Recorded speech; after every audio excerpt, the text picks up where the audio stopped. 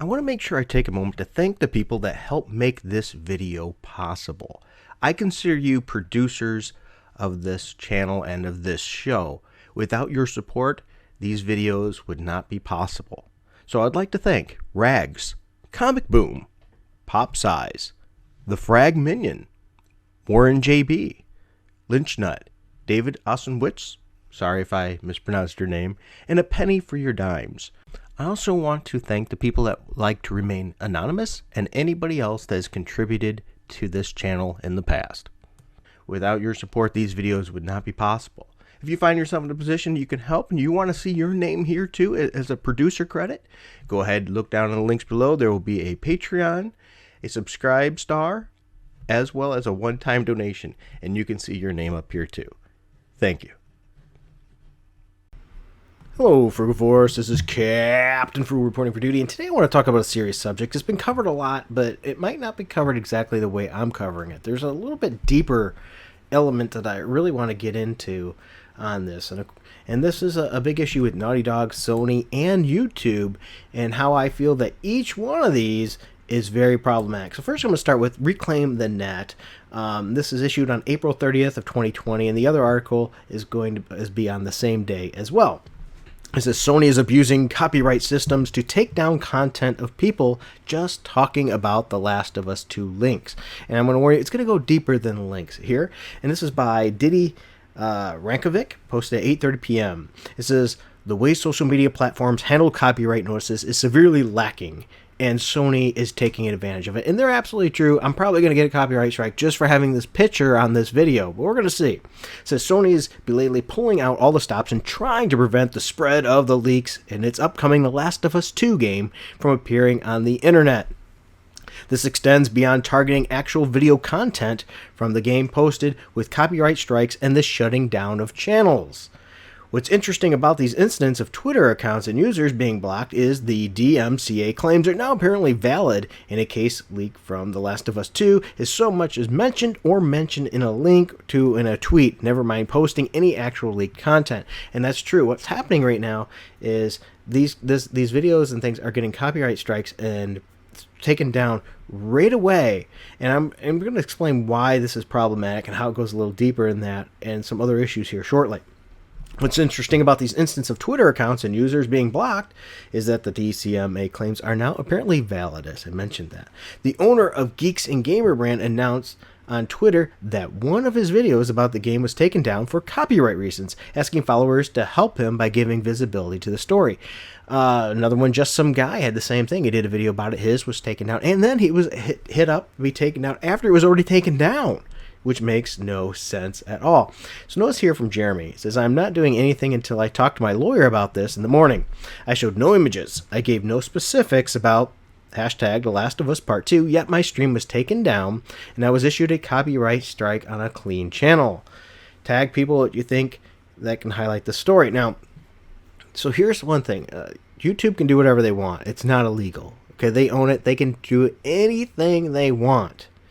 Now, I'm not saying I agree with their practices. I'm not, and I don't support them. So little that I don't monetize my channel, and I'm going to go into that in more detail later. Then Jeremy says, I discussed meaning. I used my words and my opinions to talk about what's happening with The Last of Us 2 with Naughty Dog and how they're abusing the copyright system. And then my video gets a copyright strike because of opinions? Because I shared no footage, no images, and I did not even talk about any of the specific details of the leaks, Jeremy said in the video on the matter. What's going on is Naughty Dog and Sony, as well as another company I'm going to show you here, called Muso TNT Ltd, which I don't even know is a legit company or what. I can't. I'm only going to speculate here that this was completely created to attack channels and things like that to keep the negative image off of the companies themselves, Naughty Dog and Sony. That way people, well, it wasn't Naughty Dog or Sony, it was just Muso TNT that did it. But these were actually done by, these strikes were by a physical person. These were not these auto-generated ones that happen on occasion because you know, they're auto-done because it found a piece a little bit and it wanted to, you know, thought that that was there. What happens too is during the process, is when you get a strike, it will say what area, and it gives you the time so that you have the ability to fix that potentially and avoid the strike. that was not given in any of these cases. The videos were hit in its entirety, saying that the whole video was against it. Now here's the kicker. How can the whole video be against it if it was only a clip or people were talking, giving their perspectives, let alone does it fall under fair use? Well, here's the thing. A lot of these videos and things were done with promotional materials given by Naughty Dog and Sony themselves, using those and then giving their speculation in their opinions, which means they completely fall within the frame of fair use. Once again, though, it doesn't matter to YouTube because YouTube can do whatever they want. Now, with that said, it doesn't make it illegal. Now, here's the thing that we really need to be looking into and consider is brand loyalty. Companies love brand loyalty, but what is brand loyalty? Well, brand loyalty is when a person likes a particular brand so much they actually become a marketing tool for them, a mouthpiece. When a new product comes out or something, they're going to be supporting it. They'll tell people about it. They'll wear t-shirts of video games, pictures, and things on there. They are advertising, actively advertising that product and or service. Companies love that. They love somebody that's brand loyal. But the truth is, are companies brand loyal to us? No, they're not loyal to us at all. The second that they can get $5 more, they're going to step on you and push you right in the mud puddle. Because here's the thing. No matter, you could have said 100 good things about their products. The second they say one bad thing, and in this case, they're shutting you down. How is that loyal? They don't care about you. Sony doesn't care about you. Naughty Dog is clearly not caring about you, and YouTube doesn't care about you. YouTube owned by Google, if you will. So bear that in mind. That's one of the reasons I said I don't monetize my videos. One of my biggest reasons I don't monetize my videos is I don't believe in the practice of monetization through YouTube, because YouTube has been forever, as far as I know, well, I can't guarantee what the date it started as, been selectively silencing people with the wrong speak of their opinions. And they might not do it as harsh as this, like giving you a copyright strike, be that bold right away, or supporting a copyright strike that's complete baloney in this case. But what they will do is also bury you in the analytics so your video doesn't show up as much because you had the wrong attitude. You said the wrong thing. So how can you trust these companies? You can't. You cannot trust any review pretty much on YouTube and at all if they are for Naughty Dog or Sony products now on the platform of YouTube, because they will strike you. Or if they don't strike you, then why didn't they get striked? Could it be because, oh, you said positive things? So notice that they're selectively biased on which videos they allow to be out there based on if it's going to help the company. No loyalty to you by telling the truth. Only loyalty to the company and the dollars that go their way.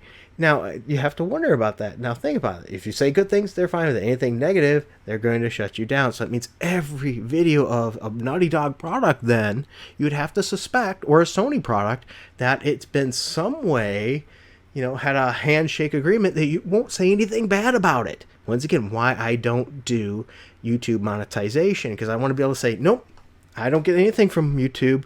Mine is 100% based on my views because I get nothing from them. I am paid by you guys, you supporting this channel. People at my Patreon and Subscribe Star are how this channel was to be. I don't have to worry about putting up with this and going, oh, my livelihood, because I am, away from that. But some of these people have that, and this should really be scary to you. Another example is artist Storm Yoho, who said that the mentioning of now apparently unmentionable game, and the reason is this game had some issues that people might not like, and so they share that they've seen this or heard this about the game and they don't like X feature about the game. Watch it, this video is probably still going to be striked even though I'm saying nothing about what it was, but by just saying that, that'll get you a strike. You're not allowed to say that. Now, it's an interesting thing. Once again, that loyalty. One of the ways we build that loyalty is we understand, know that product, and feel connection to it. And one of the ways is the packaging. You look at a product, you can read all about it and get all the information. That way, when you know you're making that purchase, you have an informed decision. They do not want you, when I say they, I'm talking Sony and Naughty Dog and in cahoots, YouTube, do not want you to have an informed decision. Because if you have that information, they don't want it shared. They don't want you to have an informed information, to have an informed decision on a purchase. They want you to purchase and then, oh, who cares then? Because they already have your money.